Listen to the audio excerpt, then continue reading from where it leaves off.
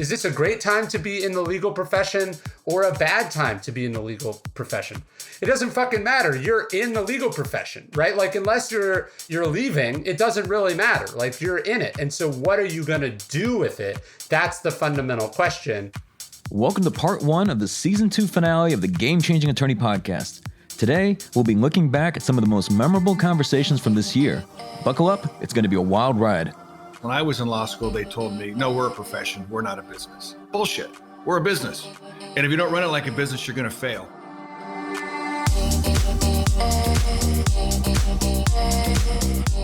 I'm Michael Mogill, founder and CEO of Crisp, the nation's #1 law firm growth company. I built my business through practice, not theory.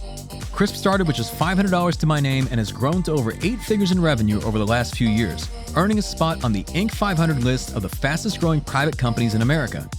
Our approach has been to take everything we've learned about generating massive growth within our own organization and help the country's most ambitious and committed law firm owners do the same for theirs. In each episode of this podcast, I sit down with innovative market leaders from the legal industry and beyond to learn from those who thrive in the face of adversity, challenge the status quo, and define what it means to be a true game changer. Today, we're looking back at some of our most iconic guests and the most insightful moments from 2021. From what it takes to become excellent in a world of compromise, to why everything rises and falls on leadership. This episode has it all. Too many people think leadership is a noun, and it's not, it's a verb. Too many people think leadership is a title or a position or where you have your office, and it's really none of those. So I think leadership is influence. And the way to gain influence with people is to intentionally add value to them. That's coming up on the Game Changing Attorney podcast.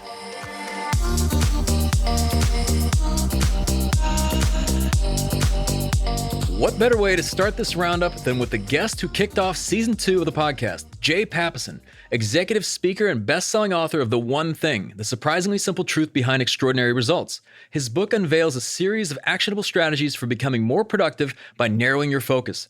We discussed why Jay recommends throwing away your to-do list and replacing it with a success list. A lot of us work from to-do list. A lot of us have a list of things that we know are our priorities. That's great. It's great to understand your priorities and have a plan. But if you can take it one step further and say, of all the things that I could do, what is the one thing that I should? And it's really, you're just saying, what's the 20% of this until you get to one, right? And I've watched people, we do this little exercise and we walk them through it just usually 2 or 3 turns, and they'll take a list of 25 things that they've remembered they have to do and identified usually no more than 5 things that actually matter. And what's even better, that handful of things that matter, there's a clear number 1.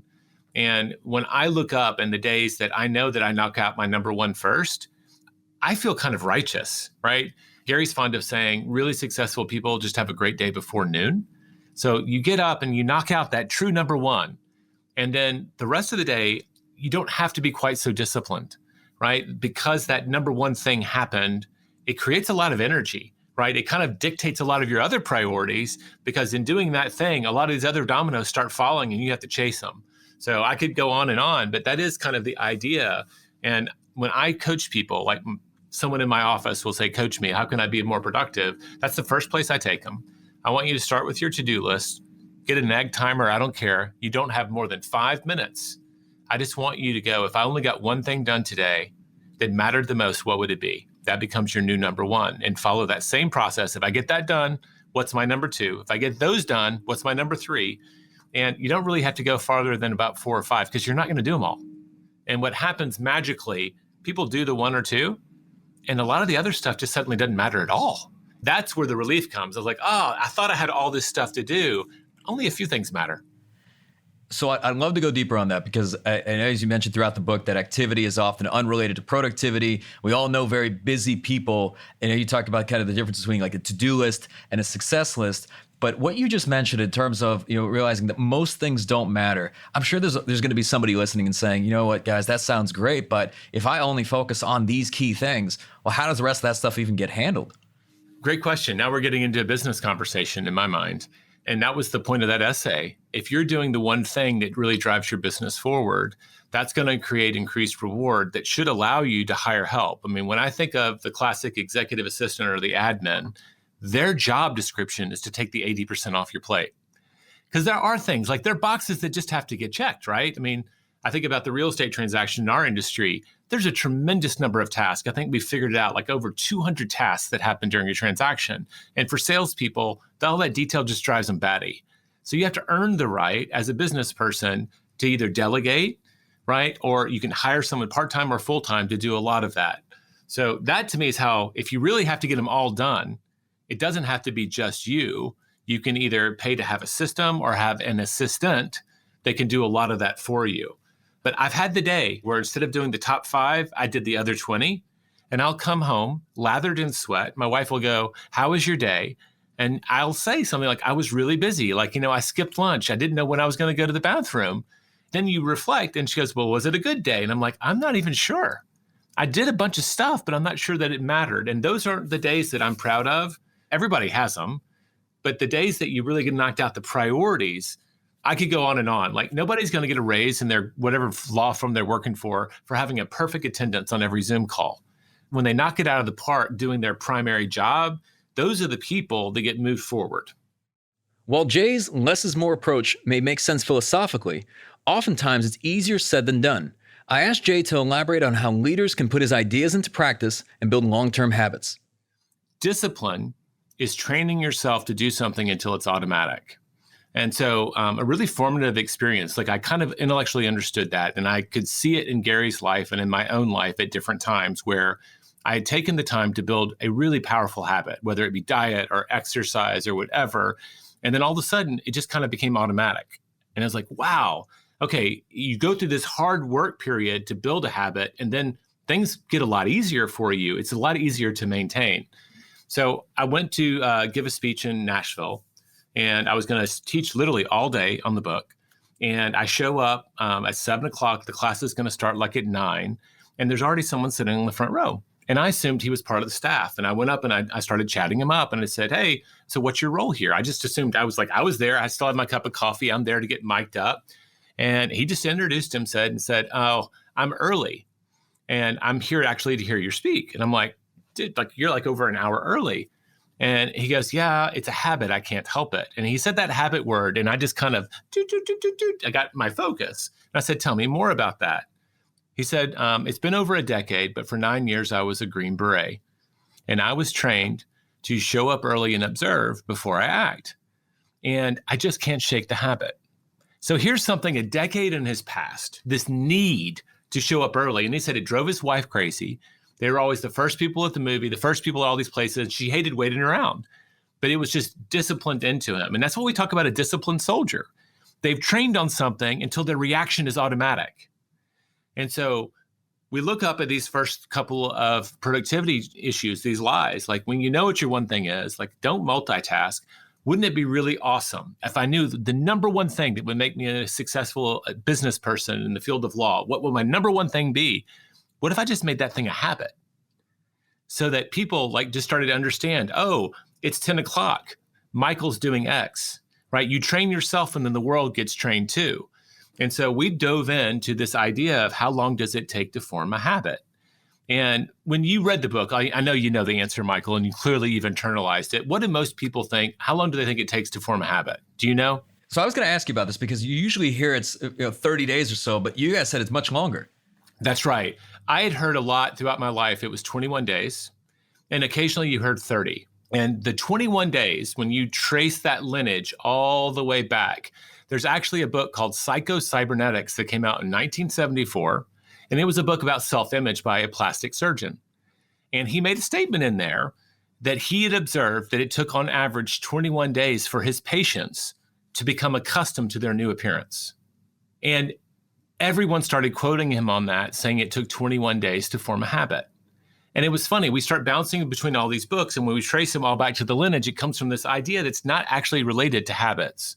So there was a group of researchers, and the research happened in 2009 that actually were looking into this, and they were looking for the point of automaticity. I can't say it fast, 3 times fast, you get it. Basically, how long do you have to do something in a row before it becomes about as automatic or as easy it's going to be? And so the power curve for them, when 95% of the effort went away, they called it a habit. And on average, people doing all kinds of stuff, I'm going to take the habit of doing 8 glasses of water. I'm going to go to yoga every day, whatever it was, didn't matter the habit. The average is about 66 days. And so the lesson to us is that if you really want to commit to forming a habit, it could take 2 to 3 times as long as most people give it to actually get the habit. And that benefit then that serves you lasts so much longer. And there's a danger in 66 days. It's great. We invite people to take 66-day challenges, and by and large, that works. But depending on you and your circumstances and what you're trying to do, it can take longer or shorter. We actually talked to the researchers. They shared like their actual graphs. On the low end, it took 18 days, and on the high end, it took over 250. And I think back, I've got kids. I don't know. I think you've got a 2-year-old. Welcome to the next stage, teaching them to brush their own teeth. It takes years to teach a kid to actually brush their teeth without being told. And they'll lie to you about it. I'm like, did you brush your teeth? Come here, let me smell your breath. And it's like, what? But now as an adult, right? You brush your teeth. You don't think about it. I can stumble in without any coffee or anything, and I can get that job done. And it's completely ingrained in me. Maybe once every 3 years, I'll make it to the car and go, oops. But for the most part, it's absolutely automatic. But it took time and effort. That's what we're talking about. You choose to be disciplined just long enough for the habit to form, and then you don't have to be that, quote, disciplined person. You're training yourself to do these things. And we can geek out on habits. I love James Clear's book, Atomic Habits. There's so much great research that's come out in the last 5 years. But I do think that if there's one ingredient to becoming superhuman, it's having the patience to focus on one habit at a time. What are the things that'll truly make me and optimize my performance, my whatever it is? And you don't need a million of them. Like I've interviewed 3 billionaires in the last 5 years. When they add up the things that really add up to their success that they're aware of, it's usually just a handful of things. And they're really boring, but they just do them again and again and again. And they got really good at them. The fundamentals never went out of style. They just got really good at them, and it's just automatic. They don't miss it. Another popular misconception that Jay deconstructs with his work is the idea of a balanced life. In fact, Jay believes that we should replace the word balance with counterbalance. This is something that we discovered along the way. This was one of those that we weren't really completely sure all the details. We just had a suspicion that the best businesses were often out of balance. And so this idea of a balanced life was maybe not going to serve people. And we kind of learned some bigger lessons than that. But the idea here is, if we just go right to the heart of it, balance is not a destination, right? When I'm public speaking, right, and I'm in a room with a bunch of people, I'll often ask people, if you're physically able, would you stand up on one foot? And I'll say, great, are you balanced or are you balancing? And everybody's like, I'm balancing. And I'm like, thank you. It's a verb. It's not a noun. So there's not this place where you get everything in your life so organized. It's not a destination where I'm in balance. Everything's great. You have to do it, and it's an active thing. And the reality is, great businesses figure out what their one thing is, and they're really relentless about pursuing it. I mean, think about how technology's evolved into the minimum viable product. They figure out that feature, and they go all in on it to blow it up, right? And they're out of balance. There's a lot of stuff they're not doing because they know that if I do this thing well, everything else gets better. And you were sharing your stratospheric growth, right? There's a lot of fires that are going on while you're growing at that kind of pace. But if you do the right things, you've earned the right to get past that, and other people will help fix that as you go along, and you'll scale your way up. The challenge here is what works in business actually doesn't work in your personal life. This is one of the only places, almost everything else that I've learned around business, planning retreats, all of those things, absolutely work in your personal life. But this idea of absolute relentless focus to the abandonment of lesser priorities in business doesn't work for your health, for your spiritual life, sure as heck doesn't work for your key relationships. And we see people violate those all the time. So we talk about counterbalancing. If I have to go on the road for a few weeks, I'm going to take a few extra days off. I might even pull my kids out of school and say, hey, let's go do something together. I can't wait until I've retired and then hope they still want to hang out with me. I did all of this for you. I'm sorry I missed all of your birthdays, but now we get to spend time together. That's not going to work. That's not the way it works. So you have to counterbalance around those other things. And we all know people, I can visualize them, someone who is cheating with their health. They're clearly not healthy, but man, they are killing at work, right? There's a tab that they're running up that will come due. And it happens in all of these, it happens in your spiritual life. It can happen in your relationships. And so just understand there's work and there's your personal life. And in your personal life, if you leave things unattended for too long, they may not be waiting for you when you come back. In business, you can focus on those one things and either delegate the rest or let them wait until the one thing is done, and that works. So that is this whole balanced life thing. It's a little bit more of a complex idea, but it's an important one to internalize, because I think a lot of people have a lot of regrets when they violate it. Jay Papasan's methods for living an intentional life are simple and actionable. But if you want to increase the likelihood of achieving your goals, you must elevate your standards for excellence. Horst Schulze, the co-founder of the Ritz-Carlton and the best-selling author of Excellence Wins, a no-nonsense guide to becoming the best in a world of compromise, explains why leaders should never settle for simply being average. Yeah, in fact, I talked to people who said, we are a good average. What is average? Average is the bottom of goat and top of bad. Why would you not make a decision to be truly excellent in your particular business? That was the vision of the company. I left a great job because I could create that vision for this new company, which eventually was called Ritz-Carlton. But I questioned myself at the same time. And that's a key leadership element. What is your vision for your company? And what is good for all concerned? For the investor, for the employees, for the customer, for society as a whole. That is your responsibility as a leader, to create something that is good for all concerned. And I'm clearly determined that creating the best hotel company in the world would be good, excellent for all concerned. And in that moment, I could not compromise anymore. In that moment, when I knew I come to work, I could not compromise for myself, nor for any individual or any situation, that effort to become the best in the world, because I knew it would be great service, great for all concerned. I know you talk about that no matter what business you're in, the three things that are key to achieving excellence are people, systems, and service. But I'm curious, how would you rank those if you had to rank them 1, 2, and 3? Well, you cannot do it with either one. I mean, if you imagine, you look at your left and you see a lot of people there. Those are your potential customers and customers. And on the right, there are a lot of people too. Those are your employees. So no matter what business you're in, you have to understand what the customer expects from your product. You have to now make sure that the employee totally understands what that customer wants from you. And then as managers, you create systems, processes, measurements, controls to make sure that delivery happens. Now, leadership, in turn, is a situation where the leader creates an environment in which the employee actually wants to do that. So it's people and product. They come together for the benefit of the customer. And the final benefit, of course, for your investors and for all concerned. You cannot eliminate one of them. That's possible. But in the delivery, the most important thing, by the way, is not the product itself. It's the service. The product has to be excellent. But the real driver of customer loyalty is the service delivery.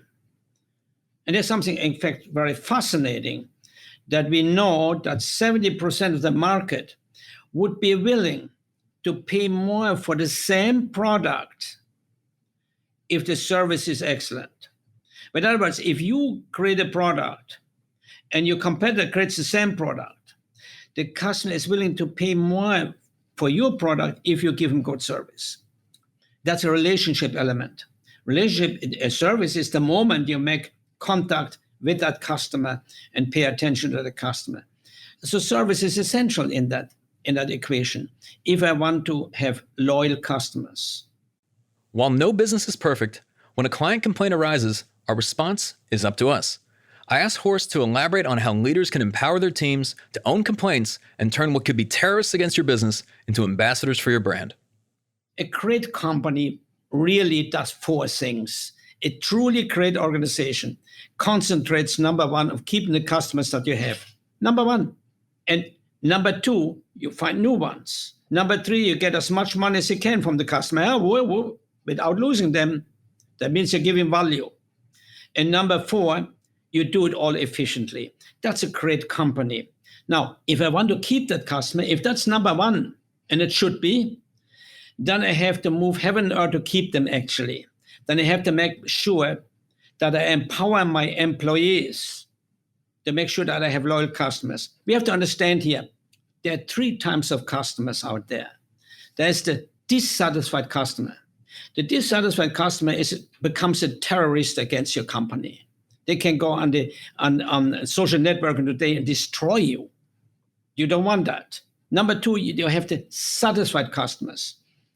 They're not yours. They're satisfied with your product, but they may go next door if there's a better offering.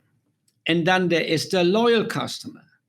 You don't want to lose them. So what if a customer has a problem and may become a terrorist? If I have an employee who is empowered up to $2,000, let's say it is the busboy in the morning in a hotel, you can refer it in your business as you want. And the guest comes in the morning for breakfast. And the busboy says, "Good morning, sir. I hope you have a nice stay." And the guest says, "No, I didn't. There was a lot of noise in the corridor and my TV didn't work."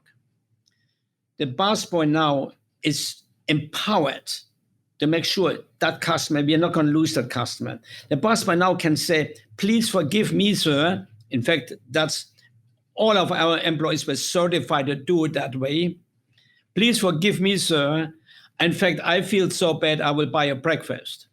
This customer, who may have become a terrorist, now becomes an ambassador. To me, that's worth a lot of money. You see, we taught problem resolution. It's very simple. The first thing we taught is listen if the guests have a problem. Listen, attentive. Don't look the other way when you see something, but look them in the eye and listen. Show empathy next. Apologize next. You own the complaint if you get it, even if it wasn't your area. Please forgive me. And next, make amends. And next, delight. Delight, buying the breakfast, sending fruit bars, we delight them. Saying sorry, a busboy saying sorry. And saying, "Please forgive me." And buying breakfast, that guest will be overwhelmed. And instead of becoming terrorists, they become an ambassador. And that's the idea. The idea is keep every customer. That you cannot afford anymore today to have customers go out there and go into social networking and destroy you. You are not seeing the employees, the customer. Your employees do. So you have to empower them. This comes up with every successful leader I speak with, the importance of people. But if you could speak to how you find the right person for the right role. Yeah, well, but most people just hire. You cannot hire. You have to select. You have to understand the talents that you need in each job category. What's the talent that you really need? What's the talent the person has to have to fulfill a certain job?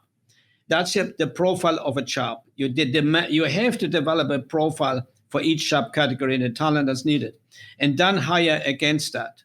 Then identify what questions do you have to ask the applicant. What do you have to ask in order to identify the talents that they have and where they fit, and not just hire? I give you a silly example. One, for instance, doorman in a hotel. It has to be somebody who likes the outdoors. I have to identify what is your hobby. If gardening was the hobby, we happen to know, having many, many doormen, that the 5 best doormen liked gardening. They like to be outside. But if I don't know that, if I don't apply that in my interview, and said, then I may hire somebody who really likes to sit inside in a computer room, and I put him outside. That won't work. So I have to be very clear. And there are many other talents needed for this particular job, for every job. So I have to develop the questions, I have to develop the talent, I have to develop the questions, the identification, to be sure I can identify what talent the person has in front of me and hire accordingly. Of course, the next thing is that is not done by companies, is create orientation. The first day of work in most companies goes somewhat like that. You come in, you fill all kind of papers out, and then the boss talks to you and says, we are a team here. This is a pathetic speech. I'm sorry. We're a team here. Well, what is a team? A team is a group of people who have a common objective and helps each other toward that objective. But we don't tell them the common objective of the organization. The common objective in the case of Ritz-Carlton was our vision. We want to be the best in the world. Now join me in that common objective. And here is what the motive of that objective. The motive is so we grow. Now I have to collect my motive, connect my to the employee's motive. So we grow. So you have opportunity, etc., etc. You have to give them the objective. And then what else do we do when a new employee starts? Generally, we turn them over to somebody else who knows the ropes. You're not in rope business, but you take Bill, the new employee, and turn him over to Joe, who knows the ropes. And what happens? On the way to the kitchen or whatever they're doing, Joe, the old waiter, tells Bill, the new waiter, this company sucks. That's their orientation. And then we have expectations of them. You cannot let that happen. The first day of an employee's work should be fill out a paper, yes, and then spend time to tell them who you are. What is your heart, your soul as an organization? Invite them to truly join you. We make the mistake by hiring. We hire them, as I said before, not by profile, by talent. And we hire them not to join us. We hire our employees to fulfill a function. In our case, maybe to cook, maybe to clean rooms, or any one of those functions. But you see, the chair on which you're sitting is fulfilling a function. We should hire people to join who we are, to become part of us, and then explain it before you hire them, and explain it again the day when you start working. Here's who we are. Here's where we want to go. Here's how that is good for you. Here's our vision, which is good for you and for all concerned. So come in, fulfill your function to the best of your ability. That is done in order to accomplish the purpose that you have, the vision that we have. So we are not given just a job, we're giving purpose. And we know for thousands of years, since Aristotle, if you will, that people need purpose and belonging. So why don't we give it? We can all take a lesson from Horst's playbook. As he explains, before you can demand excellence from your team, you must first demand excellence from yourself. And speaking of excellence, I asked Sara Williams, renowned trial attorney and adjunct professor, what separates the good trial lawyers from the great ones. So I think the thing that differentiates a good trial lawyer from a great trial lawyer is the willingness to do things and try cases in a way that goes against the grain of how we've been trained. My trial team coach used to tell us all the time, the number one thing that you have to get over in terms of training as a trial lawyer is the thing you have to do to become a trial lawyer, and that is go to law school. Because most law schools do not prepare you to just be a regular person and talk to people as you were before you became a lawyer. I think people who try cases tend to talk at juries instead of talking with juries. And so I think those who flip the switch, as I would say, from good to great, really know themselves, figure out who they are, and then they are themselves in front of a jury, whoever that is. And I think authenticity resonates with juries, and just being normal resonates with juries more so than any other flashy trial advocacy technique. The next thing I want to go into, and I mean, I think you will appreciate this, but this is something I've always admired about you in the sense that you've been, I mean, every time I speak with you, you're always a very positive person. You're always a very happy person. But I imagine that you experience a number of challenges. I mean, one, being a female attorney, but also a woman of color. Like, I mean, you could speak to what were some of the barriers or challenges you experienced on the way to, let's say, getting to where you are today?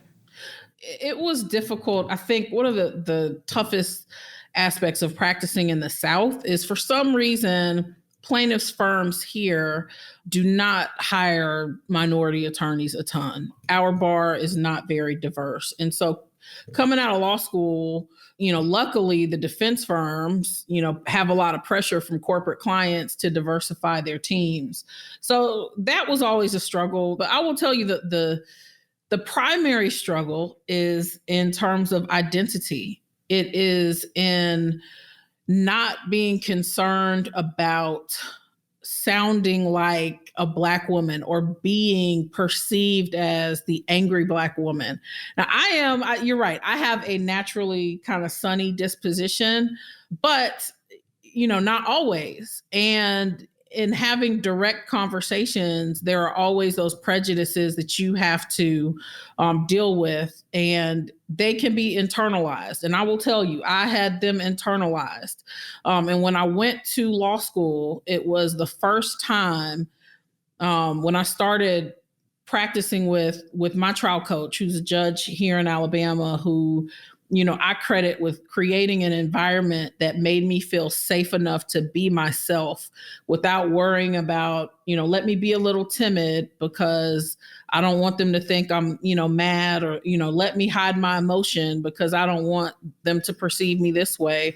Or even when it comes to my voice, like if this interview were being conducted in 2002, I would be speaking to you completely different. And it was because, and I think most Black professionals my age have been taught to have, the code switch. You have one voice for white folks and for the world. And then when we're in our own circle, you have another voice. And those are the things that I think hold us back, because I see it even, in our practice. Like if I can't get to know the real you, then I'm hesitant to hire you. If a jury thinks that you are not being authentic, then they don't connect with you. And so those were barriers for me. It's that things that we just inherited that really were ingrained. And I was just, lucky enough to be in a situation and in an environment where I was made to feel like my voice was valued. And so, my natural speaking voice was able to be developed. And that has helped me throughout my career to advance, because I am very comfortable with myself. Sara often speaks about the importance of developing confidence both in and out of the courtroom. I asked her to elaborate on how she developed her own confidence. Here is my theory on confidence. And I'm gonna give you a preview to my next video shoot. I've got y'all coming in next week. And I've written about this particular subject because I think it's important. I think that the idea that women professionals are not confident is a myth. So I was always confident in myself. I knew I was smart. I knew I was smarter than most of the people in my class. I knew I was good at the things that I like to do, and that I played the flute. I played the piano, like for 1 year, I was the best power forward in our division in Germany. So like when I decide to do something, I excel at it. And so I think what happens though is, as girls, what we learn growing up is the outwardly display of confidence is frowned upon, right? So you see a confident woman walk in and you're like, who does she think she is? Right? Or you tell someone about something that you did and they're like, oh, you think you're this, you think you're that. We're not encouraged to brag on ourselves. And so I think all of us eventually internalize, like, I'm confident in my own head, but I have understood that society doesn't like me expressing that. So for me, it was more so, once I think you are comfortable with who you are and you make the decision. I made the decision in law school, because I wouldn't say, like, if you were to meet people that went to high school with me, like, I didn't talk my entire 10th grade year. So, I mean, there are folks who thought I was like a deaf person because I was so shy and just so internalized, because I had learned, like, if I am this kind of outgoing, outwardly confident person, people don't expect that. Like, how dare this heavyset Black woman walk through this world being confident, right? That's not what we expect, and that's not what the world shows us. And I think some of it is, you just got to give the middle finger to the world. And that's just where I am in life. I am, just done with being a person who people expect me to be. I'm going to be myself. And that's either going to be something that's receptive to you or something that is not receptive to you. And what I've just happened to learn is people like me. And so I think that that's it. I think it's just deciding you are going to outwardly be who you know you are on the inside. Part of Sara's approach towards authenticity is owning every aspect of who you are. I asked her to delve deeper into why she believes leaders should double down on their strengths rather than attempt to improve their weaknesses. Everything is hard, right? Work is hard. But I think it is harder when you're going in opposition to what you truly want. But I think the problem is people spend more time looking at what everyone else is doing and then thinking about what it is they truly desire. Like we've become this society of just, we're just so voyeuristic, right? It's like we want things and we want a lifestyle. And so we think we have to emulate whoever that person is that has that lifestyle. Listen, I want to be as wealthy as Beyonce, but I can neither sing nor dance. So, I'm never going to be Beyonce, but Beyonce is never going to be me. Beyonce could not step into a courtroom and try, a case and get a $12 million verdict in, Jefferson County, Alabama. It's not going to happen. So you have to find your thing, but that takes work and that takes looking within and not outside of yourself. And I think that people don't do that enough. We're too busy looking outside. We're too busy looking at what everyone else is doing versus really examining what do I like? What do I love? What really gets me up in the morning? And then folks end up miserable, at jobs that they think they have to have and they have to stay in when those jobs really don't serve them. There's a lot of people out there giving advice. What's been the best advice you've received? What's been the worst advice you've received? Gosh, I've gotten some really great advice. The best advice, not ever. One of the best things, and I like to use this, my mentor in law school used to say, just be the spoon, right? Like do your job, do your thing. The spoon can't be the fork. It can't spear things and pick them up. The spoon can't be the knife. It can't cut things, but the spoon has a job to do, and that job is important. So if you just focus on, just be the spoon, just focus on the thing you need to do, the thing that you do, and tune out trying to be like anything else. And so that's one of the things that has kind of carried me and I try to live by.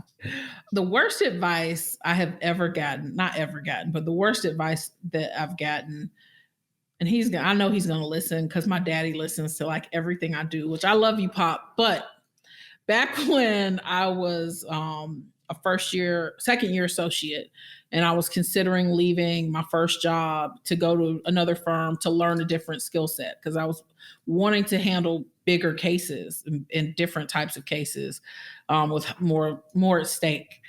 And my dad was like, "You're crazy. You have a good job. You're making X amount. That's more than me and your mama make. And you just need to stay there and, just stay there and work your way up." And for me, that was the worst advice. And I tell students all the time, I am a firm believer in you chase skills.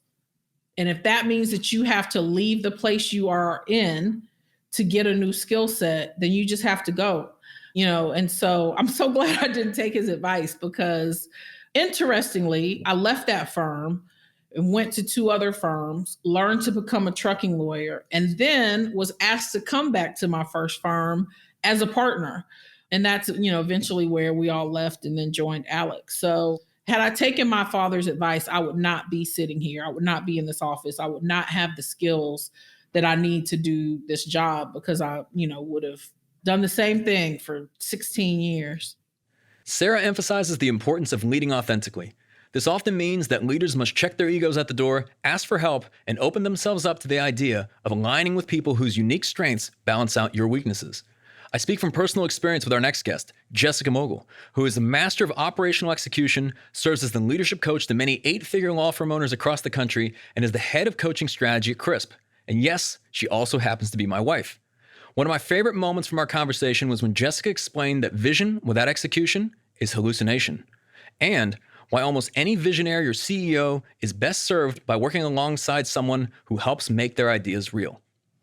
I think that is a key component of us working together. And I think any people who are working together really closely is being able to complement each other and not being the same. So at Crisp, we use tons of assessments, and whether people are visionaries or they're more operationally structured or everything, you need variety there. And I think also a really important aspect that you mentioned, the fact that you love sales and marketing so much, you're a sales and marketing visionary, and essentially I didn't want that. And I think something about a person in this position, they have to really be okay being number two, and they have to actually love being number two. Like, I don't actually envy you or anything that you do every day. Well, I will say, for those listening, it was a battle to even get Jessica on this podcast, just to put that in perspective. But I felt that it was a message worth sharing and that it would be valuable to people. So for those that are listening right now, let's say somebody else maybe feels that everything is a mess in their firm, they're constantly putting out fires. What's the first thing you recommend they do? First thing, you got to take a look in the mirror. So whatever is established at your company, your firm, you've established that. If you are the CEO, if you are the owner, you have endorse that. You know, the other day I heard a great quote, you endorse what you tolerate.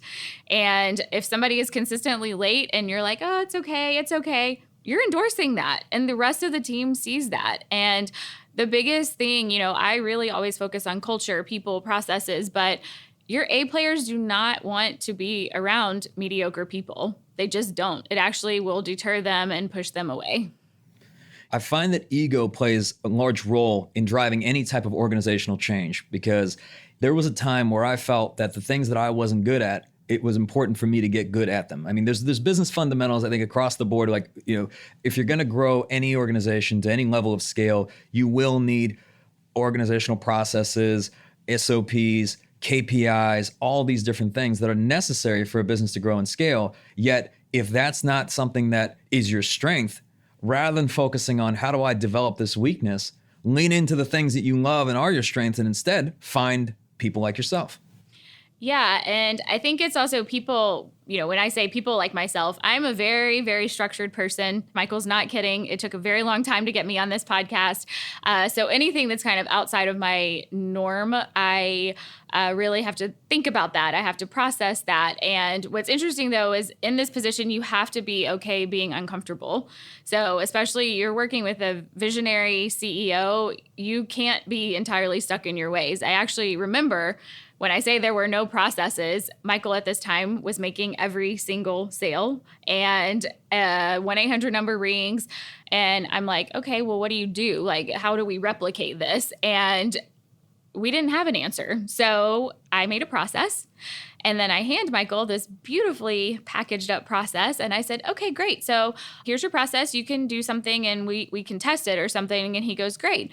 You're going to shift the 1-800 number to you, and you're going to test the sales process. And I said, great.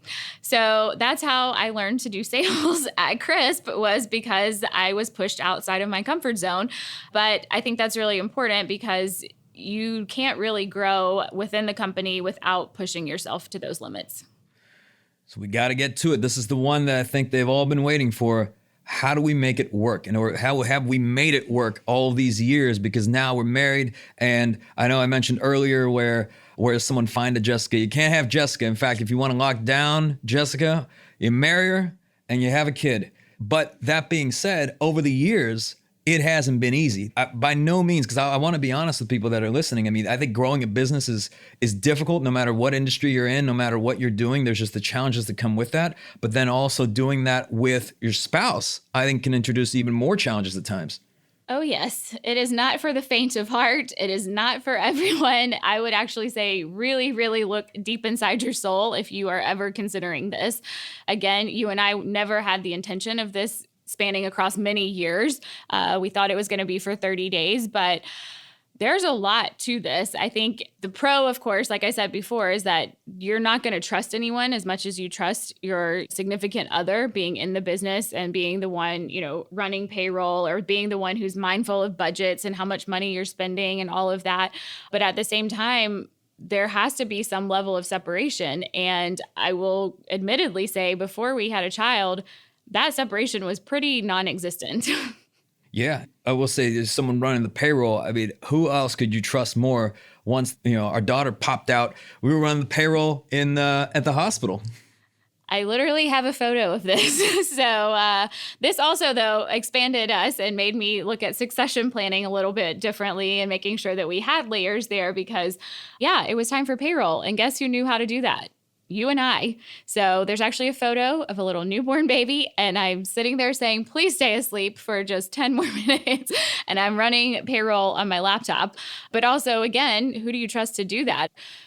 It's hard. It is not for the faint of heart. And I think that routines are really important. I think that whether it is daily routines, whether it is vacation routines, but you really have to set time aside for yourselves. And it's really hard is you and I would always say, okay, we're not going to talk about business.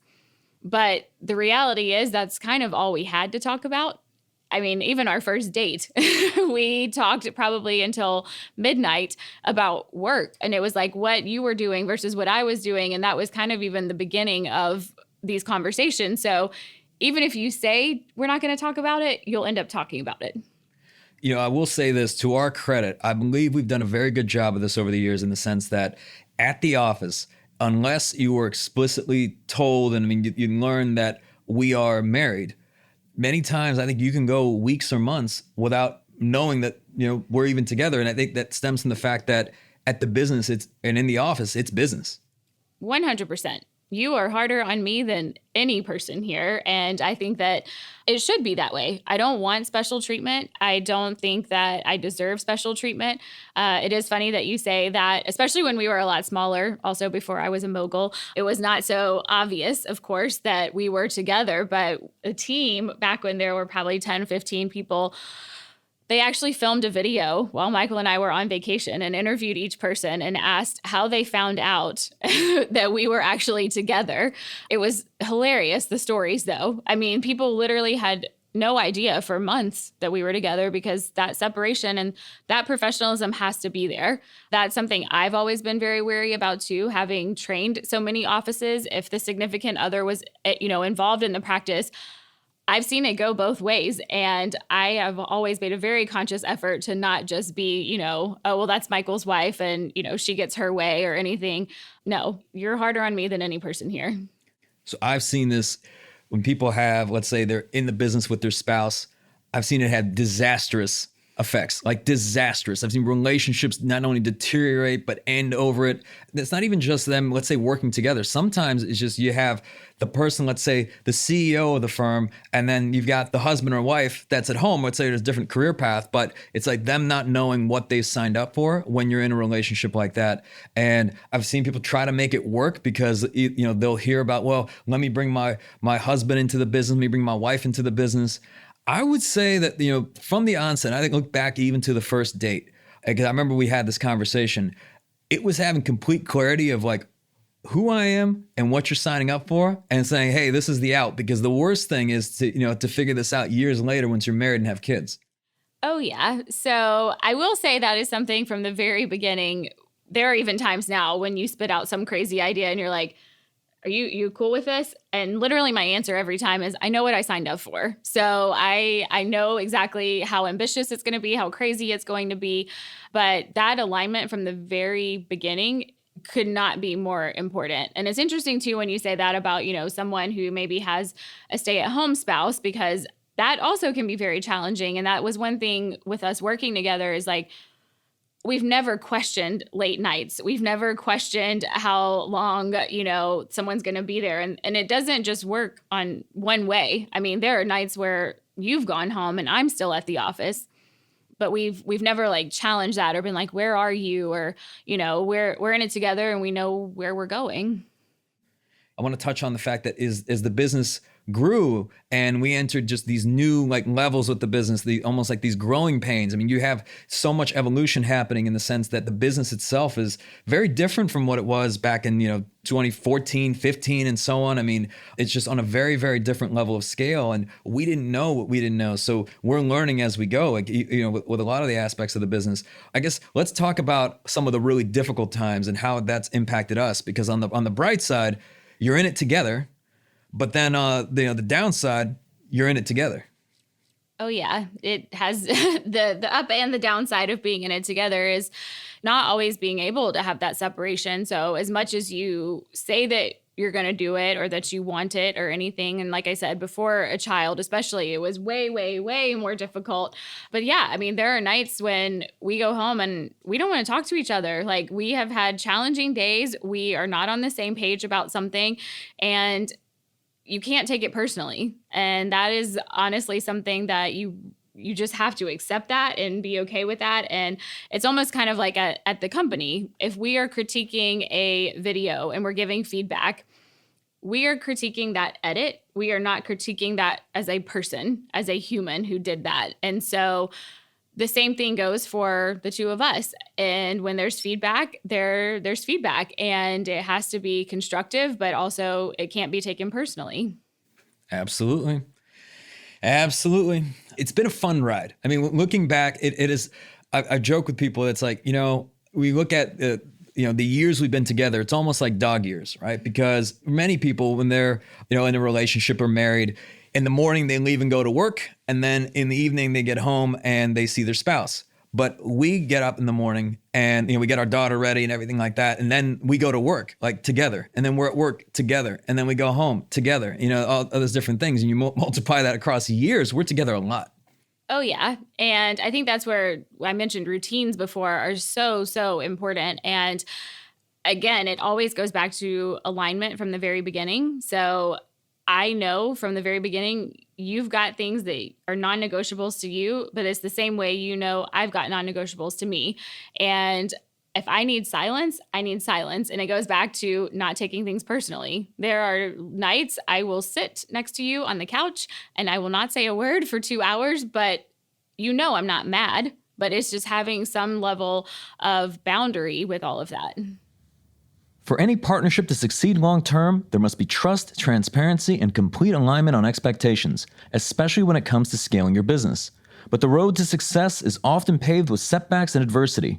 Our next guest, Eric Thomas, critically acclaimed author, world-renowned speaker, and international business phenom, better known by millions around the world as E.T. the hip-hop preacher, knows this well. It's not in the cards every day. You know what I'm saying? Like, I still get excited, I just did a commercial for the Super Bowl. Everybody's like, E.T., you did a commercial for the Super Bowl. I was like, yeah, after 30 years of doing this work, So, but no, for me, if you ask me, it probably started when I was 16, 17 years old. I ran away from home. Now, for those who follow me, I started running away from home at 13, but I didn't chronicle all of those, little bitty run away from home for the weekends. But I left home for good, 16, almost 17.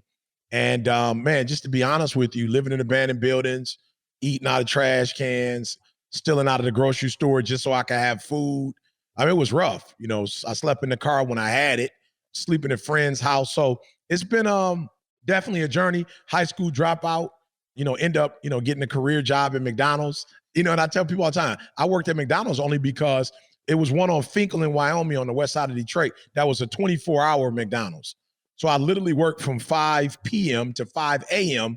to have a place to stay, if that makes sense. Because it's so much easier going to somebody's house in the daytime, right, and just acting like you kind of just chilling than it is to go at night. People kind of know you're spending the night when you go at night. So I worked at McDonald's, man, 5-6 days a week. We only took a break to clean up. So, man, I went in at 5 o'clock. Let me tell you something. I literally tried to be the best burger flipper, because if I wasn't, it meant they would get a shift to somebody else. So I had really gotten to a place where I had learned to do everything by myself. I wanted to make sure that nobody could outwork me. Nobody could outflip burgers, you know what I'm saying? Make a filet of fish sandwich, dump fries like I could. So McDonald's was the beginning, a regular 9 to 5, really grinding, really hustling. I think that's probably where I picked up my work ethic. But Before there were Super Bowl commercials, MLB, NFL, there was McDonald's. E.T. continued to advance in his career when he made the decision to go to college, where he earned a series of degrees, including a PhD. I asked Eric to elaborate on his acquired taste for success and what motivated him to continue to grow. You know, I'll be honest with you. Once I started, I was like, yo, this ain't bad. While nobody in my family ever got a PhD, and maybe my grandma had 14 kids, so just imagine, you know, how many cousins I have, right? So out of all my cousins, it may be 2 of us, and it doesn't make us better people, but 2 of us probably went, you know, for an advanced degree. Maybe 1 or 2 of us got a PhD. Now, I didn't have the tools or the skills when I finally got there. That's another story. But of course, you know, you can get that. But seeing other men and women who look like me, you know, the president of the university looked like me. I eventually moved, you know, in the same neighborhood. When I was in school, you know, Brian McKnight was a student. So Brian McKnight went on to, kill a game. Then we had Take 6. They went on to win Grammys. And so it was like, whoa. Then I had other friends who graduated and, you know, became CEOs or lawyers. And I was like, yo, this side of the fence, even though I didn't grow up on this side of the fence, this not a bad side of the fence. And so I'm like, well, E, you over here, you in the game, even though you never saw yourself in the game. You in the game, you might as well play to win now. I started doing things that environment affirmed, things that were valuable and valued in that community. I started running a GD program. You know, I started reading books. I started, you know, speaking, of course, and then going to conferences because I was speaking. I would go early, stay late. And I was like, you know what? This world isn't bad. Now, you do have to work a little harder in this world than I had to when I was homeless and a high school dropout. But let's be honest, I wasn't doing a whole lot in that world, and I wasn't getting rewarded. In this world, I had to work a little harder, but man, the rewards were, you know, so worth it. So for me, I think that's what it was. And so, of course, imagine, it took me 12 years to get a 4-year degree. And I said to myself, like, E, why stop? You just learn how to read. You just learn how to write. Like, you just learn how to be a critical thinker. And that's the biggest part, right? Like, I'm not even really into degrees, but the critical thinking part. It was like when I was younger, I would have problems and create more problems from that problem. Whereas an adult now I'm not saying I mastered it, but I got to a point where I could start figuring out, you got to challenge, like critically think, like how can you get yourself out of this, right? And so I started to be a critical thinker. I was more analytical, like I was solving problems. And I realized that the world was treating me a lot different as a problem solver than they was as a person who created problems. Like my principals, the police, like there were a lot of people when I caused problems that they treated me a certain way, and it wasn't necessarily pleasant. But when I became a problem solver, like I'm able to work in the community and fix problems, like people started treating me different. I got invited to different stuff. The check was definitely different. The circle of influence started to change a little bit. And I was like, well, I like this. So I said to myself, why stop at the 4-year degree? It took you 12 years. Like you got it now.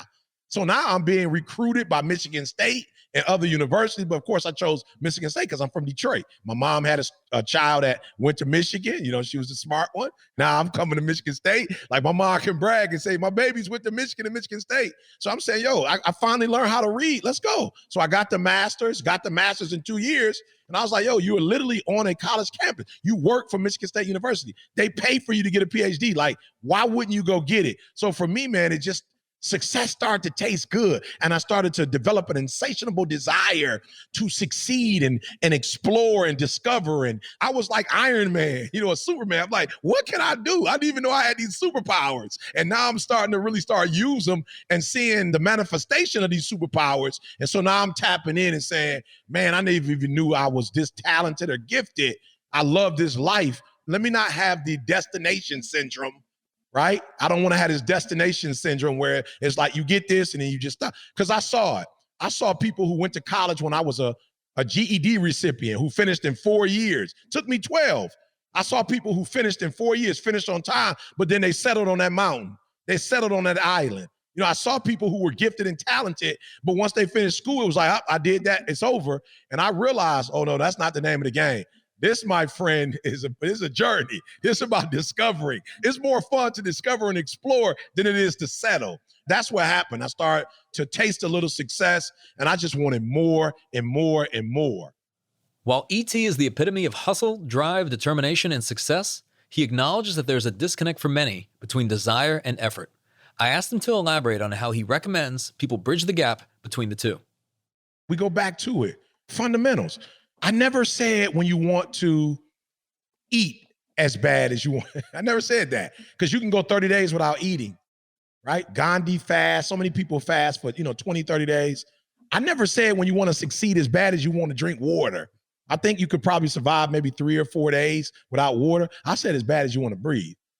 You can't go 5 minutes. Like, that's brain damage. Like, you can't go 5 minutes without breathing. So what I was trying to get to both groups is that the challenge is not potential. The challenge is not even talent. The challenge is desire. They said effort is the indicator of interest, right? Effort is the indicator of interest.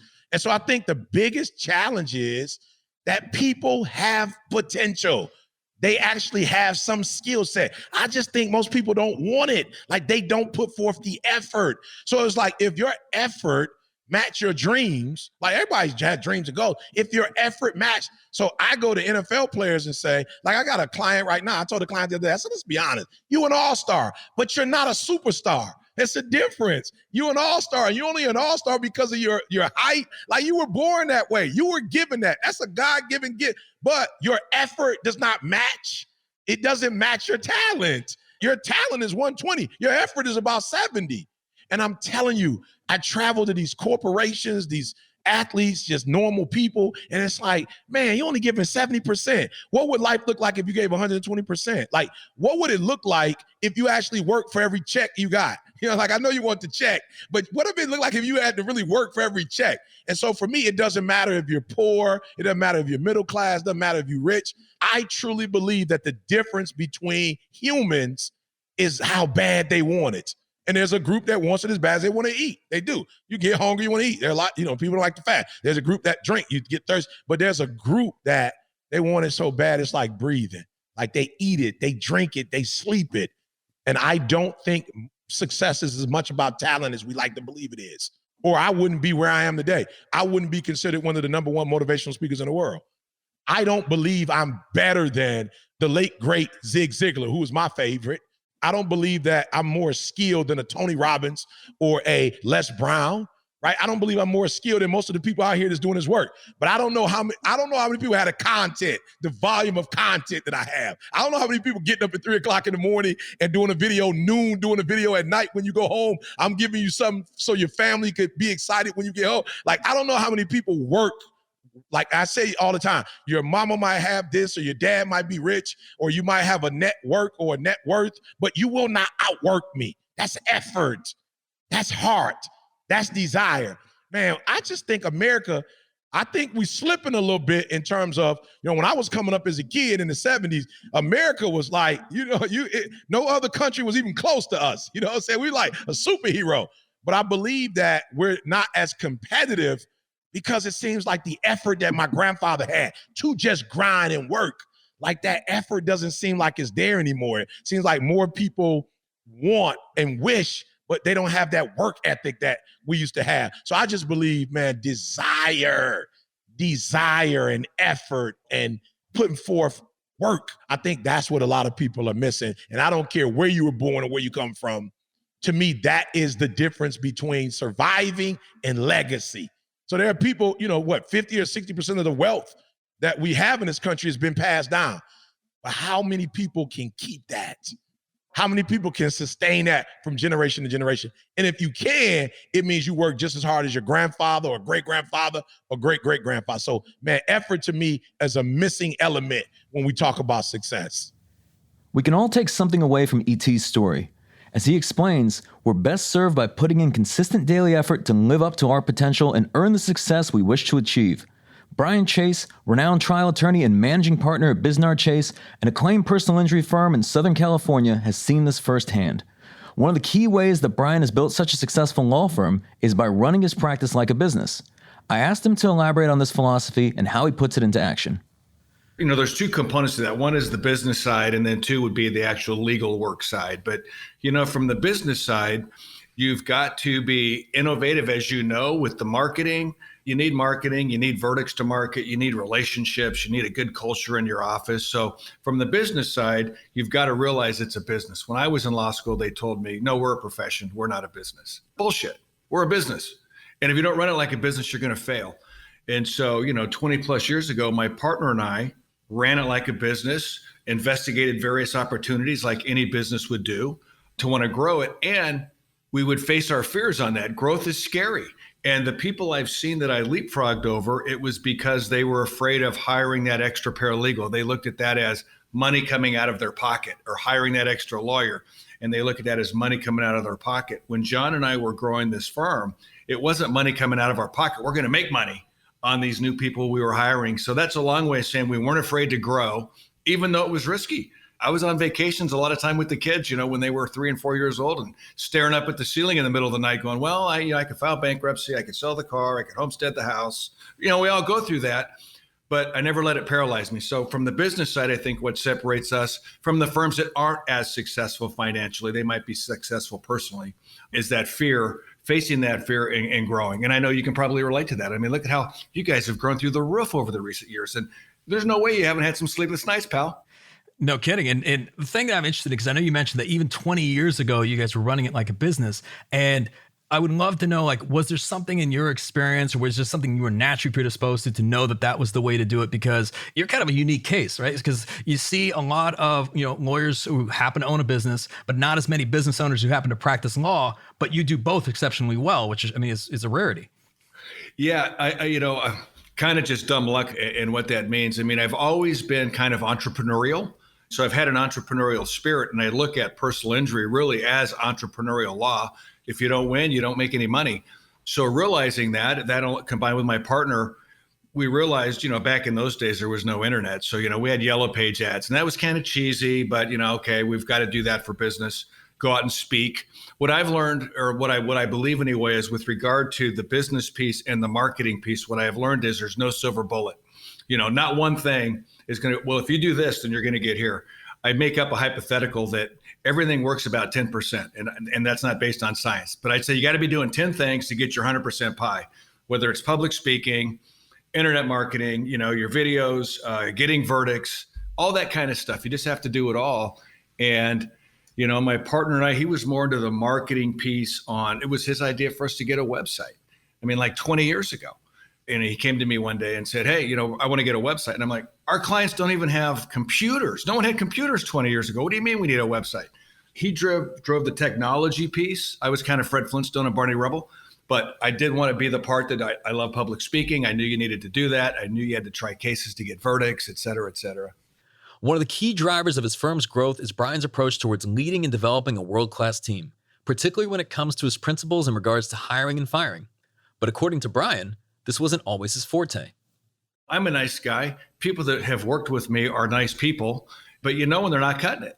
You usually know within months, but 6 months in, a year in, well, they're not cutting it. I used to keep those folks around for 3, 4, 5 years. I'll fix it. You're not doing them any favors, and you're not doing yourself any favors. So I have really learned, I don't think I'm good at hiring, but so my rule of thumb is now just hire fast and fire faster.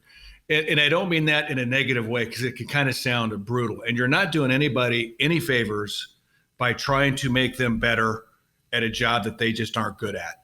And they may be good at something else and really good. So I read this book, Jack Welch, former CEO of GE, called Winning. And he talked about A players, B players, and C players. Your A players, you keep those around. Your Bs, you try to make an A. And your Cs are below, you get rid of them. And so, Bisnar and I, we call people at our office, superstars. Are you a superstar? If you are, you can stay. If you're not, you're going to go. And my favorite story, to make it sound like I'm not, this mean human being, is I had a guy who just was terrible. But it doesn't mean he's going to not be excellent at something else, something I can't do. And so I had the kid come in. I had to let him go. He was teared up, newly married guy. Why are you doing this? Why are you doing this? And I felt terrible, but it just wasn't working. And I'm not doing anybody any favors. And I bumped into this kid several years later in the airport, had his suit on, looking all professional. And he walks up and he goes, hey, Brian, how are you? And I go, hey, great to see you. And he stops me and he goes, I want to thank you for firing me.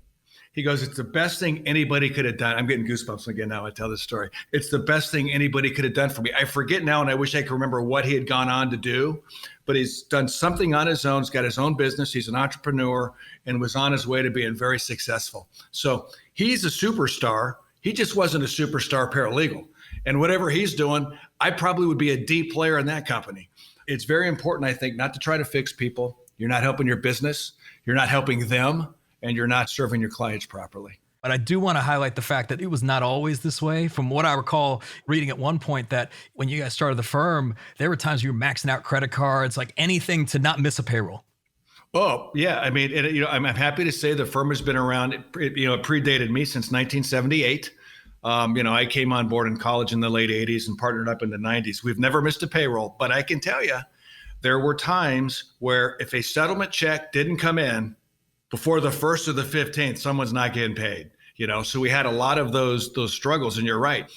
When you're new in business, no one wants to give you a credit line. And so what Bisnar and I had, whether it was 10 credit cards or 8 or 12, I don't remember, but I had a bunch of credit cards with, $10,000 limit, $5,000 limit. I think my Whopper might have had 12 grand on it. And we had these credit cards, and that was our credit line, man. We'd max those things out. So yeah, the early years, we had those financial struggles, didn't deter us. We stayed motivated. And, if you look back, and you could probably say the same thing, I think we all perform so well when our back's against the wall. You are just so in the moment on really getting that. Not that you want to have your back against the wall all the time, but, it's pretty interesting because, you put your nose to the grindstone and you make sure you come out the other side all right. Hey, look, you've been in the game a long time. I think at this point, over 30 years. And I believe I asked you this a few years ago at one of our conferences. We were talking about the future, and you mentioned something along the lines that you still have 10, 15-year goals that you're just as excited now as you were even 20 years ago. Oh, and maybe even more excited. It's almost even, I'm every bit as excited. And then the older I get, I've got less time to do it. So now I'm even more excited because now I got to pack it in. When you're in your 20s and 30s and 40s, the future will take care of itself, and you've got your short-term and mid-range term and long-term goals. Now that I'm getting older, it's every bit as fun, and in some ways even more exciting because now I got to pack it in because I have zero desire to retire. I've still got goals I haven't attained. And as soon as I attain those, then I'll have new goals. Whenever I hit a goal, I go, well, damn it, I set that bar too low. I remember I did that when I was a kid. Well, if I can make X a year, you can't even spend that amount of money. And then when you hit that goal, you realize, wow, that's nothing. And then you triple or quadruple the goal. And I've always been able to hit those goals. And so if you kind of get into the whole spiritual stuff about manifesting and attracting things and vision boards and all that kind of stuff, I have really seen in my life, when I hit those goals, they end up happening. So the mistake I've made is setting goals too low. So I got some whoppers now, Michael. And I'm just going to keep on cranking until the good Lord says I'm done. And this is, by the way, this is a judgment-free podcast because I know we talk about a lot of financial targets, which to me, it sounds like at this point that this is just a scoreboard, if you will. But it's interesting to see the business case for that. So meaning that in order to even hit these financial targets, providing amazing customer service and client experience is a necessity. Having great outcomes and results for clients is a necessity. So you're doing a very good thing. But I'm curious, how do you define success? There are so many different successes. First and foremost, just big picture, being happy. If you're not happy, both at work, your professional and non-professional life, then you're not successful. And so I would just define it as happiness first and foremost. And then there are different things that make people happy. And whatever those are, then you're a successful person. I'm very lucky, and I can say this with a straight, I was born, a relatively poor kid. My parents got divorced when I was 3. My mom was raising me, living in apartments. We didn't have a lot of money. I didn't know I didn't have a lot of money. I had the happiest childhood on the planet. But I look back on it and I remember, Schwinn Stingrays were the bike you had to have back in the 70s. My first Schwinn, I got at a garage sale. We couldn't buy a brand new one. But I didn't know I was being left out on not getting a new Schwinn. It's like, I got my Schwinn. So I could look at the beginnings I've come from. I could look when I've hit financial marks. I'm no happier today than I was then. So when I hope people don't ever, when I talk about success or these benchmarks, it's fun to have money and get nice stuff, but I'm not 1 ounce happier than I was this little poor kid living in Southgate, in one of the suburbs of LA, living in our 1-bedroom apartment where my mom let me have the bedroom and she slept in the living room on a couch that made out into a bed. Brian proves that with the right mindset and work ethic, there's no obstacle that can't be overcome. And speaking of obstacles, our next guest quite literally wrote the book on them. Ryan Holiday is the best-selling author of The Obstacle is the Way, The Timeless Art of Turning Trials into Triumph, which is based on the Stoic exercise of framing challenges as opportunities. I began our conversation by asking Ryan to define in his own words, what is Stoicism? We tend to think of philosophy as this sort of abstract theoretical thing. And it can be that, but it's also, I guess, sort of like the law. It's meant to be applied. It's meant to sort of meet the rubber of the road of real life. And it's probably not a coincidence that a big chunk of, if not most of the Stoics in ancient Rome were lawyers in some capacity or another. But the idea of Stoicism as a philosophy is basically rooted around this idea that we don't control what happens, we control how we respond. And what I love about the Stoics and why I think they remain relevant today is that the Stoics weren't necessarily known for their brilliant writing or their beautiful writing. They were known for what they actually did, like in real life. You know, Marcus Aurelius is not just the emperor of Rome, he's the emperor of Rome during the Antonine Plague. So this idea that it seems eerily relevant today, it's for a good reason. Like he was going through what we are going through. So I think what struck me about Stoicism was its simplicity, its straightforwardness, and then ultimately that it is a set of solutions to life's problems, the daily occurrence of obstacles being, the sort of most important part. Yeah. And then you later go on and you talk about like steadying your nerves and controlling your emotions. But what's the difference between the two? I mean, I think they're definitely related to each other. I saw this during the pandemic. I had a friend of mine who was sort of in a not great spot, like location wise. And I said, hey, come, I've got a house you can stay in. Come stay in the house in Austin. And they were very worried and very scared. And it was very clear to me that this was impairing their ability to just make a fucking decision. Do you know what I mean? And so often what happens under pressure, under difficulty, under stress is we kind of lock up, we lose our head, we lose our confidence. While this is understandable, it makes the problem worse, right? Like this person just froze. And I think we see this in business, a competitor moves into your space, there's some new regulation, you hire the wrong person. And instead of being able to look at it and decide and then make a move, you're just stuck. You're looking at the unlimited options, or you're looking at the fact that you have almost no options. You're looking at all the things that could go wrong and you just sort of lock up. And I think part of the sort of nerve and coolness under pressure, Hemingway defined courage as grace under pressure, is the ability to just be like, okay, here's what we're doing. It might not work out. I might be making a mistake, but I'm going to just do it, because what I'm not going to do is just stick here and freeze. And I know you state that if an emotion can't change the condition or the situation that you're dealing with, it's likely an unhelpful emotion. Yeah, I think people think that Stoicism is the absence of emotions, because that's sort of what the word means in the English language.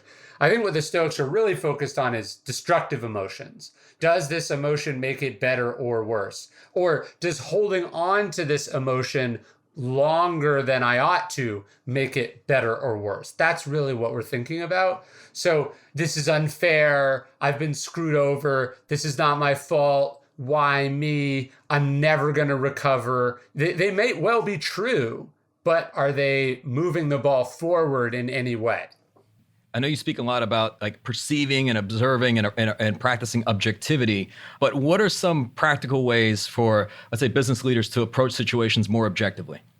Well, one of the things I find as an exercise is like, what would I tell someone to do in my position? We're very good at telling our friend, like, you got to fire this person, or you just got to let this client go. You got to admit you were wrong, blah, blah, blah, blah, blah. But then when it comes to us, because we know so much more, we're so much closer to it, we have a lot more trouble with it. So in a way, this is what consultants and advisors and mentors are really good at and really important. You want to be able to see your position with as much distance or objectivity as possible. And sometimes that means just getting out of your own perspective and looking at it from somebody else's perspective. We talked about perception. I want to talk about taking action, because ultimately we've talked about how we can change how we think and feel, but it seems that most progress is made not just by, feeling better, but getting better. The mindset is key. Perception is key. But we're not talking about the secret here, manifestation. Like, you have to take action, right? Perception tees up action, because by focusing on what's in your control, by focusing on what's positive, by focusing on your response, you now have a direction to go in. But if you don't go in that direction, all you're doing is playing around in your mind. You're not changing anything. So yes, for the Stoics, it's about action. And for people who are sort of want to know where we're going, where perception, action will. There's this great quote from Marcus Aurelius. He says, objective judgment now at this very moment. Then he says, unselfish action now at this very moment. Then he gets to the third discipline, which we'll get to, of willing acceptance. But I think it's key too. It's not just like action. So this pandemic hits, there's a problem in your business, whatever. It's not just like, hey, what's good for me, right? It's what are my obligations and responsibilities as a leader, as a head of a family, as a member of a family, as a member of a community, as a member of an industry. We take action, but it's not just action at the expense of other people to the benefit of oneself. And I know we'll talk about a lot of these things, which I think at times seem theoretical, because there's always people listening that are like, that's great, but what do I do? And when we talk about taking action, I love that you mentioned at one point that really courage at its most basic level is really just taking action. But I want to delve deeper into that. Where does courage come from? Courage is a key Stoic virtue. Courage is as we said, it's the ability to take action. Courage is not having no fear. Courage is taking action despite that fear. And we talked about sort of locking up. That's what tends to happen. People lock up, they get in their own heads. But as the person who's the head of a company, again, the head of a family, a member of a community, what are you going to do about this problem? Because the problem's not going to solve itself. I focus on what am I going to do? And I think a key part of this is like, what's the smallest thing I can start with right now? As a writer, you don't write a book in a sprint. You show up and you write the first page. What can you do right now today? How can you get a little bit better today? And I think that's true also when you find yourself in some massive hole. You get screwed over by a partner, your business goes way down, you have to declare bankruptcy. How do you come back from that? One step at a time. I mean, I wish there was a magical transformative solution, but it's really a one step at a time kind of thing. And so much of what we talk about is really just what type of behavior, what type of mindset, what type of perception is going to be the most productive for you. I mean, that's really what it comes down to. And there's a part where you talk about just preparing for none of it to work. So if someone's going to prepare for none of it to work, how do they balance that with also wanting to apply a significant enough amount of effort to it actually being successful? Well, I tried to set it up so it's perception, then you take the action. And so, okay, you've thought about it in this creative way. You've applied all your resiliency and determination and creativity to it. Hopefully, most of the time, that's going to be successful. There were people who, maybe they owned a restaurant. And so in March of 2020, they pivoted, they did this. But it may just be that now fundamentally the economics of the industry or the region or the area that they're in, it's just not viable anymore, right? And what I don't want that person to do is to take that so personally, to so identify with how they've been doing things that they think they need to hold on to it forever, when it may well be that what's called for is a tactical retreat here and a new business or a new way of doing things. Or just because you've gone down a road pretty far doesn't mean you go down that road forever. What's also important is like, look, life will kick your ass. Like, you don't win every time. And so if you are so determined and so persistent that you never have the ability to just accept, okay, this didn't go how I wanted it to go, this didn't work out, you're going to end up enduring something longer than you actually should endure it. So when I talk about prepare for nothing to work, that leads into that third discipline of Stoicism, which Marcus Aurelius defines as the willing acceptance of external events or things that are outside of your control. So it seems like at the end of the day, there's always going to be more obstacles, whatever this year holds and the future years and so on. So what are some of the best ways you recommend people prepare themselves for future obstacles? So I talk in the book about James Stockdale, who was in a prison camp in Vietnam. He shot down the highest ranking American taken prisoner. And Jim Collins talks about this in Good to Great, but it's sort of a famous story from Stockdale. Stockdale is asked, who really has the most trouble in the camp? And he says, oh, that's easy. The optimists. He says, the people who said, this will be over by Christmas. We'll be out of here in 2 weeks. The war is about to end. Those people got their heart broken and their hopes dashed over and over and over and over again. Viktor Frankl talks about this in Man's Search for Meaning as well. He talks about a prisoner who was convinced, like on April 4th, 1943, they would all be freed. And quite hauntingly, That guy dies on April 4th. He had just enough hope to get to that point. And then something that's outside of his control, doesn't happen. And now they can't survive. So Stockdale says the optimists are crushed. So he says the key is unflinching acceptance of the situation at hand. No sugarcoating, no fantasy, no magical thinking. It is what it is. It's going to last a long time. It's not up to me. But he says, at the same time, he said, I knew that if I did survive, I would turn this into an event that in retrospect, I would never try to change, that I would never give up. And so to me, that's the core of Stoicism. It's not, oh, everything's awesome, everything's great, I'm going to get through everything. It's like, no, shit is real, shit is raw, shit is hard. But if I'm lucky enough to make it through, if I can hang on, I'm going to try my best to hang on. If I do get through, I'm going to have learned a lot about myself, about my business, about my life, about the world. And I'm not going to waste the fact that I did survive, the fact that I did experience these lessons, and I'm going to be profoundly better for what has happened. Stoicism is all about reframing your perspective to focus on what you can actually control and to tune out the things that don't matter. Marcus Lemonis approaches entrepreneurship with a similar perspective. As a seasoned CEO, investor, and the host of CNBC's The Profit, Marcus has made a name for himself by guiding businesses of all sizes across numerous industries to achieve transformational growth and profitability. He believes that no matter how many variables you may manage in your business, the success of an organization ultimately boils down to three key factors: people, process, and product. I always philosophically knew that the people mattered and the process of how you run your business mattered and the product mattered.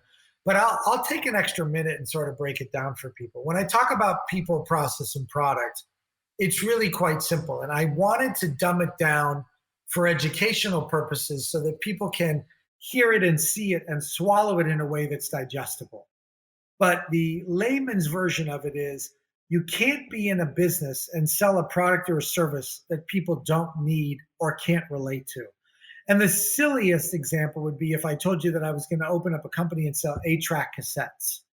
I'm going to have an amazing supply chain process. My people are spectacular. We have a great system inside of our business. Process is refined. Our marketing is great. But the reality of it is that people don't want 8 tracks. So the product has to be relevant. It has to be market competitive, and it has to be something that people actually want today and tomorrow. On the process side, it really is simple as how do you take a relevant product or service? And I can use legal services as an example. How do you take that service and deliver it to the consumer in a way that they're not intimidated by it, the way that they understand it, and the way that they'll accept it, adopt it, embrace it, and engage? And ultimately, we all think about the practice of law or the practice of medicine. And as consumers, we want to know that we're going to be able to understand it financially and understand what we want out of it and how it's going to be delivered to us. Okay, so we've gotten through the process and the product, and that's sort of the easy part. The hard part for me was always trying to explain to people how the people that actually run the business, the people that actually transact with the company, the vendors that support the business, or the guy or the gal that owns it, ultimately determine if the product or the process get executed or not. And if I liken it to something very simple like a lemonade stand, we all know what a lemonade stand looks like, and we all know what lemonade tastes like. But if we don't engage with the person selling the lemonade, and we don't buy off on why we're buying it from them, we don't have a relationship with them, and they don't engage with us in a way that's understandable and non-intimidating, we won't buy their lemonade. And so it's funny because this is the first time that I've actually thought about applying my 3 Ps to the legal field. And some people would say, look, a lawyer has a bad rap, which I think they do. They're delivering a protective service to the community. I want to be clear with what I mean by that. A protective service, not a housekeeping service or a car mechanic service or a doctor service, but a protective service that's ultimately going to advance my business or advance my family. One of the two. And I need to understand how to deliver that in a way. And I always wanted to be a lawyer. In fact, in the summer between my high school years, I worked at a law firm in downtown Miami. I worked in the mailroom. And I remember people saying to me, you're wasting your time working in the mailroom. And I learned early on that I was understanding how the entity operated. And I understood how the personalities interacted. And I got a chance to see all these different people. And as years went on, I started doing more. For me, the best job I ever had, no BS, was working in the law firm to understand how this firm represented families and businesses that were in crisis, that were in growth mode, that were in dispute, that needed to protect an idea that they had, and that ultimately gave me the gateway to how to framework things as I move forward in business. Most people are intimidated by lawyers. Sometimes I am too, I guess, especially when they chase me and they want to, pursue things from me. But in most cases, I see them as assets and resources. And that's why the people side of things matter, because if you have a relationship with somebody that's more than transactional, it ultimately works.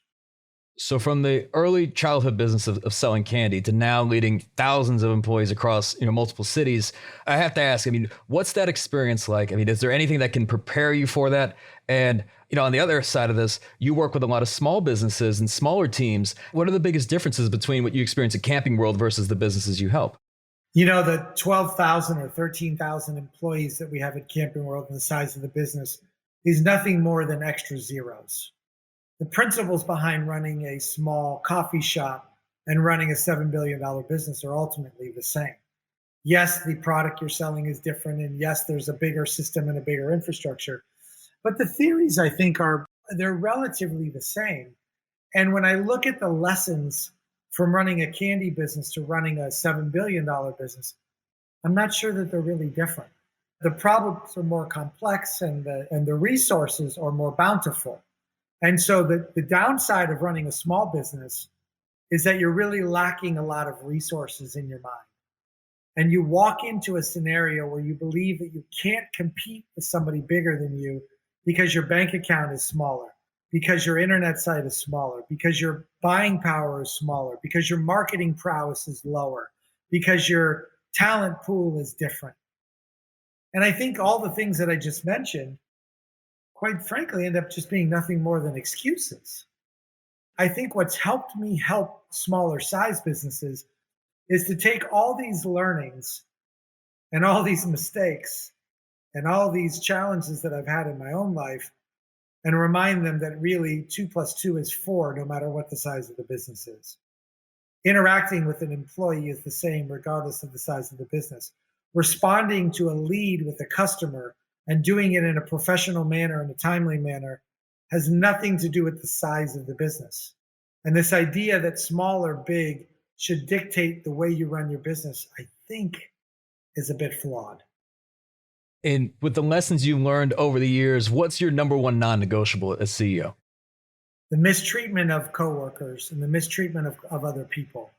You can have an opinion about the way you run your business, and if I showed you my phone now, you'd see hundreds of texts that I let any of the 12,000 people text me about anything other than their pay. But the one non-negotiable that exists in any business that I'm involved in is we can disagree, we can argue like brothers and sisters, but we can never disrespect each other. And if you do, you don't work here anymore, and it doesn't really matter. And I know that sounds a little superficial, but we spend more time at work than we do with our families. And the last thing I want to do is hang out with somebody that I don't like or that doesn't like me. And Marcus, shifting gears from that, with all the things you're involved with, what are some of the daily habits that you practice that help to keep you on track and operating in a peak state? Recruiting. I wake up every day and I wonder, where am I going to find the next great talent? And I know that I'm struggling as a leader because of my deficiencies in certain areas. I'm not a technology guy. I'm not the best marketing guy. I don't know how to manufacture something. I don't know how to, repair a car. I don't know how to do a lot of different things. And so the only thing that I do know how to do is identify good talent and put them in positions where they could run businesses better than me and receive compensation that's better than they had before. But I spend the bulk of my time recruiting. Second thing that I do is I'm a list maker. If I showed you all my papers, I'm a doodler, but I'm really a list maker. And when I go to bed the night before, I write down the 4 or 5 things that I have to get done tomorrow and the 4 or 5 things that I'd like to get done tomorrow. And I work hard to the best of my ability to try to knock those things out, not because I need to feel accomplished, but because other people are relying on me. And I learned that the bigger that my holdings got and the more that I required people to have to get approval from me, the more I became a cog in their wheel. And so that's why recruiting became so important, because people can't be waiting for me to get to them. You hinted at this earlier, but it seems like you get a lot of advice. I'm just curious, what's been the best advice you've received and perhaps the worst advice you've received? The worst advice that I've received is don't change and always be yourself. The best advice I've received is be who you are, but understand that the world changes and the people around you change. And in both cases, they gave me permission to be myself. But in one case, they acknowledged the need to be a chameleon. And so I don't want anybody to tell me not to wear purple gym shoes or not to fight for people. But I think it's okay if people wiser and smarter than me say, I know that your intent is pure. And I know that your goals are pure. But I think if you went about it this way, it may be better for you and it may be better for others. So try it this way. And I love feedback. I love constructive feedback. And I usually, oddly enough, I seek feedback from the oddest of places. I seek it from not the wealthy people or the successful people as America defines it. I seek feedback from the most unassuming people and places because they're closer to reality than I am. From maintaining focus and operating with integrity to achieving excellence and transformational growth, we close out this episode with a definition and importance of leadership from the foremost international expert on the subject, John Maxwell. Well, I define leadership as influence, nothing more, nothing less. Too many people think leadership is a noun, and it's not, it's a verb. Too many people think leadership is a title or a position or where you have your office, and it's really none of those. So I think leadership is influence. And the way to gain influence with people is to intentionally add value to them. And I think that anyone can learn how to lead. I don't think everybody has the same leadership capacity, but I think everybody can learn how to influence people and how to add value to people that gives them more influence. And so I teach leadership basically as something that helps you to influence other people and add value to them on a daily basis. And when we talk about leaders, I mean, what are some of the key differences that you've seen between effective and ineffective leaders? There are a lot of differences. In fact, I have an expression, everything rises and falls on leadership. That's the question you just asked me right there, Michael. What's the difference between those who make leadership rise for people and then those who, it kind of crashes with people? And there are several things, and we don't have time for all of them, but I would start with the main thing. And I think the main thing is the motive of a leader. I think there's a very thin line between motivation and manipulation of people. And motivation is always right, and manipulation is never right. When I motivate people, leaders motivate people, they move people. Motivation is moving people for mutual advantage, where manipulation is moving people for my personal advantage. And I think the challenge, Michael, with leaders is that I think we usually start off kind of pure, but as we're successful, we build our business and increase our clients and make a lot more money. I think all of a sudden we began to take leadership and almost began to turn it to, it's about me and it's about you helping me and you serving me and you making me better. And I think the moment that leadership begins to be for me instead of for you, that's when I start manipulating you. That's moving people for personal advantage. And of course, that's always wrong. So I think there are a lot of differences between good leaders and not good leaders. But I think the big difference is, why do you want to lead? So when I have people say, because they know I do leadership, they say, I want to be a leader. I always say, well, I'm glad to hear that. But then I say, why? why do you want to be a leader? And if it's for the reward of leadership and the perks of leadership, there's going to be problems. If it's for the responsibility of really helping and making a difference, then you're going to probably be good. But that's a big difference, just the motive of why do I lead? That's for sure. Yeah, I was going to say, before we even delve into speaking about leading others, there's always talking about the area that's even more challenging, right? And that's leading ourselves. I almost wonder, like, where do you begin with that? Well, I begin with it by the fact that I know I need to lead myself. When people ask me what my greatest leadership challenge is, I always tell them, Michael, my greatest leadership challenge is leading others. It's leading myself, not leading others.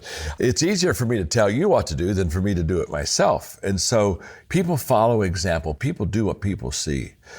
So if I can lead myself well, to be honest with you, I have a chance of doing really well with the organization. But if I can't lead myself well, how can I lead you well? Obviously. We often hear from leaders that will say, like, they know what they need to do, yet they just don't do it. And they'll say, I wish I had greater self-discipline. Like, how does one even develop greater self-discipline? I'm asked that question a lot. And I think the reason I'm asked the question a lot is because I'm still in the game, and I'm 74. And people know that I get up every morning about 5:30 at the latest, and put my bathrobe on, go to my home office, and get out my legal pad. I literally write with a 4-color pen still, and I start writing. And so people say, well, and I write maybe till 11:30 in late morning. And people say, well, you must be incredibly disciplined to get up every morning at 5 or 5:30. And I say, well, not really. I don't think so. I think the word I would use instead of discipline is anticipation. The reason I am so excited about working is because I anticipate I'm going to help people. And I think that when it starts to become business as usual, when we begin to have an attitude, been there, done that, when we begin to lose the joy of the journey, our whole leadership begins to dull, and we lose our effectiveness, and we don't want that to happen. So I think anticipation is just for me, that's where the energy comes from. That's where the second mile excellence comes from that you do. It all comes from the fact that I think I'm going to really help people. And if a person feels that, they really help people. And if they don't feel that, I think that they fail. I was playing golf with a pro golfer recently, and I had a couple of amateurs like me with them. And I knew this golfer really well. And I told him when we got ready to play golf, I said, I'm so glad that we have you, because you're so helpful with the last time I played golf with you, you were helpful with the players, and you helped them read greens, and you gave them golf tips, and they just came away with a rich experience. And I said, I'm just very excited that you're going to be with us today. And I kid you not, for those 18 holes, I mean, he was so helpful. But I created an environment of anticipation for him of what could be, and he saw himself in that picture, and it became a reality. So speaking of anticipation, how do you do that for yourself, right? Because I imagine that, at a certain point for many business owners, that anticipation has become dread, right? They would love to be excited, they would love to anticipate, but maybe they come into the office and they don't know if their team's going to be accountable. They know they're going to be putting out fires. They're just dealing with a slew of issues, and they want to be excited, and yet they don't see the matrix quite yet. Well, I think it happens often, and I'm so glad you asked the question, but let me just say this. I've never seen anybody who succeeded by coming in the office and thinking negatively. And I've never known anybody to succeed saying, oh, I'm going to hate being with my team today, and oh my gosh, and I've got 3 meetings I don't want to be in. There's no energy there. There's no energy allowed. In fact, sometimes when I have a meeting with half a dozen people, one of the things I'll ask them is, before we start the meeting, I'll say, what's your energy level today? And from a 1 to a 10, talk to me. And they may say, well, it's a 6 or a 5. Well, that's good. That's average. But then I say, but for today, we got some real issues to talk about. Honestly, I'm going to need you to be about a 7. You're going to have to be a 7 for me today. If you're below a 7, probably why don't you just leave the meeting? It's okay. You're not going to help us. I got to have 7s, 8s, and 9s today in the meeting. And what am I doing? I'm setting the table as a leader, and I'm setting the environment as a leader for them to know how to respond to me. So when we come to the office and we're not anticipating something good, the first thing I would do is I'd say, don't go in the office. Let me talk to you. Why is it so bad?